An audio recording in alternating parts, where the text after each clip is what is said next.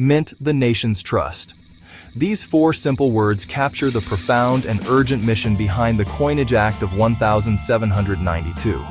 For the fledgling United States, still finding its footing after a revolutionary war, creating a unified and reliable system of money was not merely a matter of convenience, it was a fundamental act of nation-building. The new country needed its citizens, and the world, to believe in its stability and its future. The Coinage Act was the essential mechanism designed to forge that belief, to take the abstract idea of a national economy and give it a tangible, trustworthy form that people could hold in their hands. Before this landmark legislation, the economic landscape of America was a bewildering and chaotic patchwork. A dizzying array of foreign coins, Spanish silver dollars, British pounds, French francs. Imagine trying to buy groceries when the shopkeeper has to consult a chart to figure out what the coins in your hand are actually worth. This was the daily reality for Americans in the late 18th century. The most common coin was not American at all, the Spanish milled dollar, often called a piece of 8, because it could be physically cut into 8 pieces or bits. Alongside these were English shillings, French écus, Portuguese Johannes, each with its own fluctuating value depending on weight and the metal market. This jumble of foreign currency made every transaction a negotiation, creating uncertainty and stifling the flow of commerce. The problem was compounded by the circulation of paper money.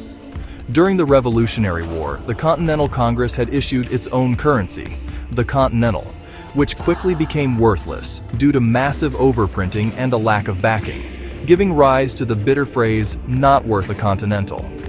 After the war, individual states continued to issue their own paper bills, and private banks added to the confusion with their own notes.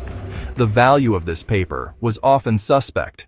Alexander Hamilton, as Secretary of the Treasury, was the primary architect of the Coinage Act. His report on the establishment of a mint, submitted to Congress in 1791, he laid out a meticulous and compelling case for a national coinage system. Money was more than just a tool for exchange. It was a symbol of national sovereignty and a pillar of public credit. He argued a nation that controlled its own currency could better manage its economy to foster industry and secure its place on the world stage. His report was a masterwork of economic reasoning, drawing on historical examples and complex calculations to propose a practical and durable system. Hamilton's plan was not developed in a vacuum. He engaged in extensive study of the world's monetary systems, Great Britain, Spain. He carefully considered what unit should serve as the basis for American money. While some favored the British pound, Hamilton argued for the Spanish dollar. The Coinage Act of 1792 was a remarkably detailed and prescriptive piece of legislation, leaving little to chance. Its most significant provision was the official establishment of the United States Mint, to be located in Philadelphia. This was a critical step. It placed the power to create money under the federal government, ending competing state and private currencies. The act specified the officers who would run the mint, including a director and assayer, a chief coiner, an engraver, a treasurer. These officials were required to post large bonds to ensure honesty and protect the public's assets. Perhaps the most foundational element was the formal establishment of the dollar as the principal unit of money for the United States. While the Spanish dollar was already common, this law gave the dollar its first official American definition. The act decreed the U.S. dollar coin should contain precisely 371 and 4/16 grains of pure silver, or 416 grains of standard silver. That weight was based on Hamilton's study of Spanish dollars then in circulation. Defining the dollar by a quantity of precious metal tied its value to tangible, verifiable worth, not government whim. The act also established a bimetallic standard. Both gold and silver were legal tender. Gold as legal tender, silver as legal tender. Legal tender is money the law requires be accepted for debts. The law fixed the ratio. 15 units of silver equal 1 unit of gold. So, debts could be paid in either metal. The act authorized a $10 gold coin called an eagle, which was required to contain 247 and 48 grains of pure gold. That gold weight was legally valued at 15 times the equivalent silver weight. Finally, the act mandated coin imagery and inscriptions to communicate American identity. One side must feature an impression emblematic of liberty, the word liberty, and the year of coinage. The United States Mint, established in Philadelphia on 7th Street, was more than just a factory for making coins. It was conceived as a public service. One of the most important principles embedded in the Coinage Act was the right of free coinage. This term meant that any private citizen could bring gold bullion or silver bullion, raw uncoined metal, to the mint and have it coined for them, free of charge. The mint would assay the metal to determine its purity. It would weigh it, then return to the owner an equivalent value in brand new U.S. coins. This provision was democratic in spirit.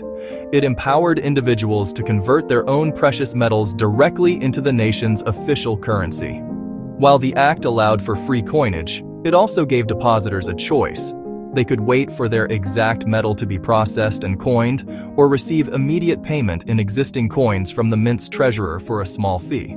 That fee covered the costs of the minting process, helping make the institution partially self-sustaining while still providing a public service. The early operations of the mint were challenging, relying on horse-powered machinery and man-powered machinery. The process began in the melting room.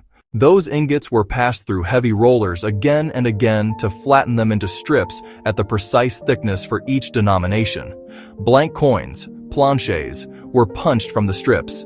Each blank was weighed to meet the strict legal standard.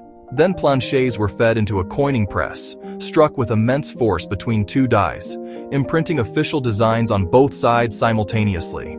This hands-on mechanical process ensured unprecedented quality and uniformity in America.